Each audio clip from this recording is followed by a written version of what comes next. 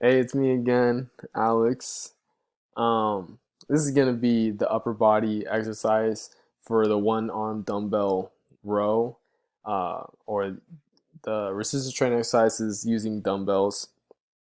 I opt to do the dumbbell row. It's pretty easily accessible, and most people have some form of bench that they can use at home or at a gym.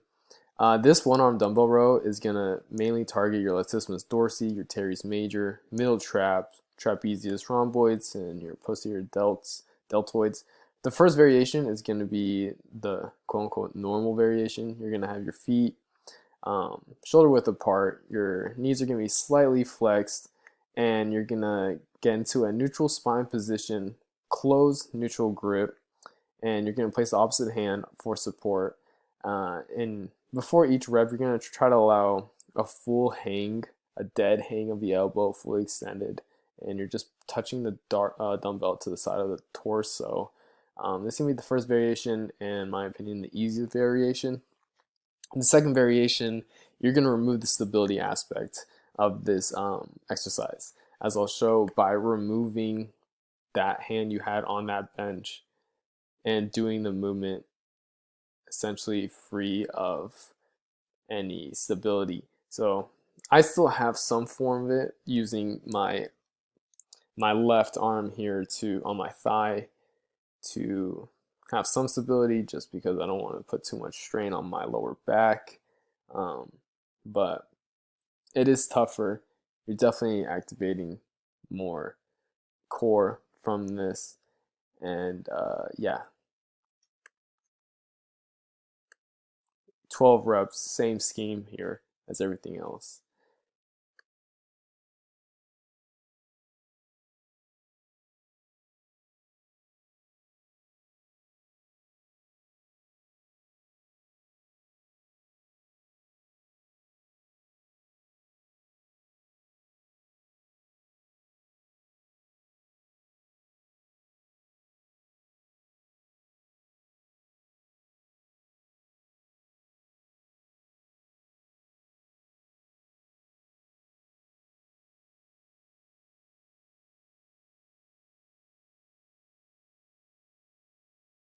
So the last variation of this exercise is the easiest variation for dumbbell rows, and it's gonna be chest supported dumbbell row. So this is gonna be the easiest one because you're no longer having to stabilize with your arm extended or towards your thigh.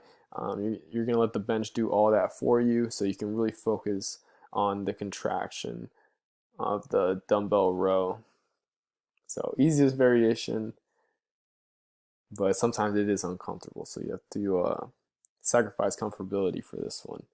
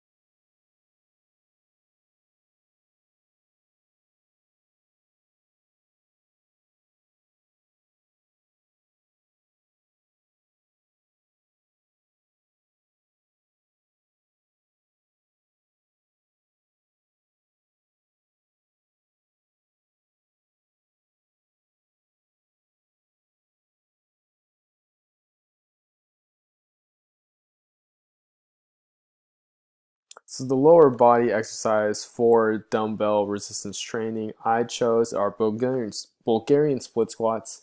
I chose this because it has a lot of muscles involved. It trains the gluteus maximus, your semimembranous, semitendinous, biceps femoris, vastus lateralis, vastus intermedius, vastus medialis, rectus femoris, and it's hip flexion and knee extension. But the variations here are going to be in the form of tempo. So, first variation of Bulgarian split squats, you're gonna have normal tempo throughout the motion. So we're not accelerating at any point during the downward phase or upward phase. We're not decelerating, or we're trying not to introduce variance in our tempo for the first variation. Um, and here I'm doing 12 reps on each side, each leg. Um, but yeah, I also opted to use two dumbbells for this instead of just one dumbbell. But you can opt to do one dumbbell if you have irregular irregularities between, or asymmetry between the two legs. I don't think I do, so I just use two dumbbells. And one fault I will uh, call out here is that um, I'm falling really far back towards my heel that's on the bench, where I should be more in line with the same plane of movement. Although, yeah, I'm doing much more of an incline downward phase, which I should be more erect doing it. Um, but yeah, that's my own fault. But second variation is gonna be pause repetition. So same movement, everything's the same. But instead, when you hit the bottom of the movement pattern, you're gonna pause and hold for just about second or two, and then you're gonna go right back up. But you're just maintaining that the very bottom of the movement, the very eccentric phase of that movement. You're gonna hold it 1 to 2 seconds and then get back up. This is gonna allow. It's gonna allow constant tension at the bottom of the face when your muscles are being stretched at the peak and you're just holding it there. So it's just definitely going to increase the difficulty. Yeah.